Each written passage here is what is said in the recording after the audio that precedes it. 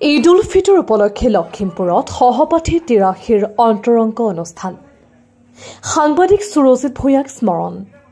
পবিত্ৰ ঈদ উল ফিতৰ উপলক্ষে উত্তৰ লখিমপুৰ চৰকাৰী উচ্চতৰ মাধ্যমিক বিদ্যালয়ৰ 1983 বৰ্ষৰ শিক্ষাৰ্থীসকলৰ এক অন্তৰংগ অনুষ্ঠান দেওবাৰে অনুষ্ঠিত হয়।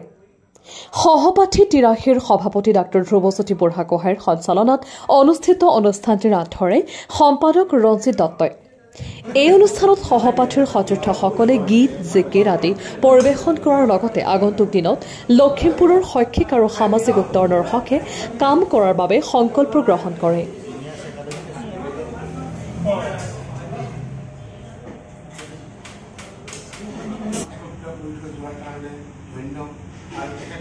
বিদেশী আত্মা আজি এটা পবিত্ৰ দিনৰ উপলক্ষে আমি একত্ৰিত হৈছোঁ আৰু ইয়াৰ আমি সকলোৱে আশীৰ্বাদ কৰিছোঁ যাতে সুৰজিত ভূঞাৰ বিদেশী আত্মা যাতে স্বৰ্গবাসী হয়, সেইকাৰণে তাক পাহৰিব নোৱাৰোঁ।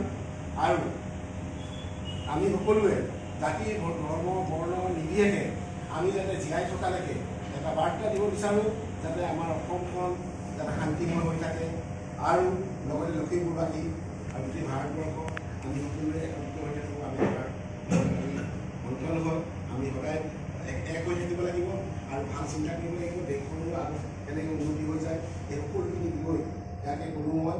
আৰু প্ৰীতিভোজ অনুষ্ঠান আমি এই চৰকাৰী উচ্চতৰ মাধ্যমিক বিদ্যালয়ৰ 83 বৰ্ষৰ যিসকল ছাত্ৰ, সেই ছাত্ৰসকল আমাৰ এটা পুৰণা সংগঠন।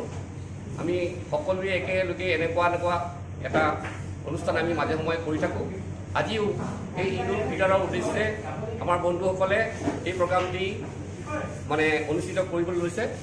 আমি এটা প্ৰীতিভোজ অনুষ্ঠানৰ আয়োজন কৰিছোঁ, কিন্তু অকল আমি ভোজ খোৱা বা